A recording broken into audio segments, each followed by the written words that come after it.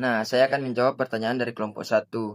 Pertanyaannya, bagaimana pengadilan menjaga keseimbangan antara kepastian hukum dan rasa keadilan di masyarakat?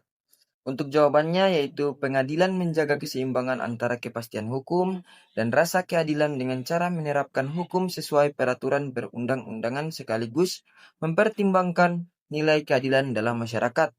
Hakim tidak hanya berpedoman pada bunyi undang-undang, tetapi juga memperhatikan fakta persidangan, nilai kemanusiaan, dan rasa keadilan masyarakat. Oleh karena itu, hakim dituntut bersikap objektif, independen, dan bijaksana dalam menjatuhkan putusan.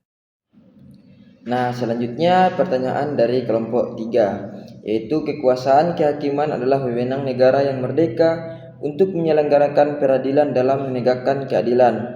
Pertanyaannya, bagaimana pendapat kalian jika ada hakim yang menyalahgunakan kekuasaannya? Nah, jawabannya yaitu hakim yang menyalahgunakan kekuasaannya berarti telah melanggar prinsip independensi, integritas, dan keadilan dalam kekuasaan kehakiman. Tindakan tersebut dapat merusak kepercayaan masyarakat terhadap lembaga peradilan serta bertentangan dengan prinsip negara hukum. Apabila hakim terbukti menyalahgunakan wewenang, maka hakim dapat dikenakan sanksi etik maupun sanksi hukum. Pengawasan terhadap perilaku hakim dilakukan oleh Mahkamah Agung dan Komisi Yudisial. Bentuk pelanggaran dapat berupa menerima suap, memihak salah satu pihak, atau menyalahgunakan jabatan untuk kepentingan pribadi. Baiklah, saya akan menjawab pertanyaan dari kelompok 4. Bagaimana pengadilan menjaga keseimbangan antara kepastian hukum dan rasa keadilan di masyarakat? Pengadilan menjaga keseimbangan antara kepastian hukum dan rasa keadilan dengan cara menerapkan hukum sesuai peraturan perundang-undangan, sekaligus mempertimbangkan nilai keadilan dalam masyarakat. Hakim tidak hanya berpedoman pada bunyi undang-undang, tetapi juga memperhatikan fakta persidangan, nilai kemanusiaan, dan rasa keadilan masyarakat. Oleh karena itu, hakim dituntut bersikap objektif, independen, dan bijaksana dalam menjatuhkan keputusan.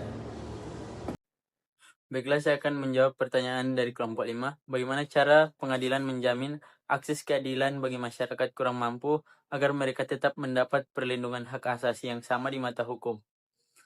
Pengadilan menjamin akses keadilan bagi masyarakat kurang mampu melalui beberapa cara seperti memberikan layanan perkara secara cuma-cuma atau prodeo, menyediakan pos bantuan hukum, pos bakum di pengadilan, memberikan pendampingan hukum bagi masyarakat tidak mampu, menyederhanakan prosedur berperkara agar lebih mudah dipahami masyarakat.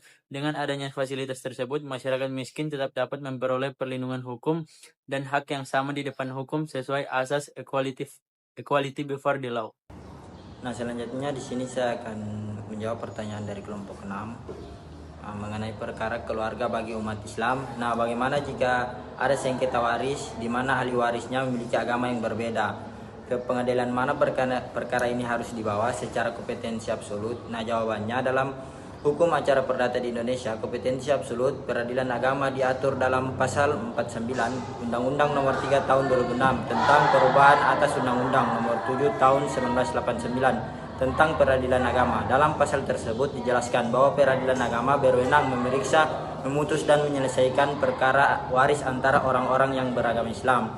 Apabila semua pihak yang bersengketa beragama Islam, maka perkara waris menjadi kewenangan absolut pengadilan agama. Namun apabila terdapat ahli waris yang berbeda agama, maka dalam praktik muncullah perbedaan pendapat.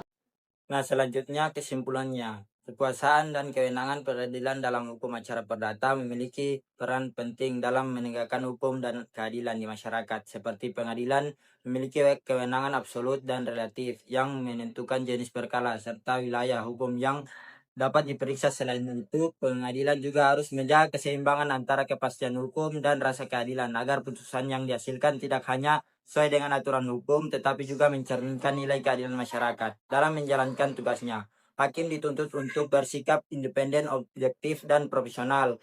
Penyalahgunaan kekuasaan oleh hakim dapat merusak kepercayaan masyarakat terhadap lembaga peradilan, sehingga diperlukan pengawasan melalui Mahkamah Agung dan Komisi Yudisial. Meanwhile,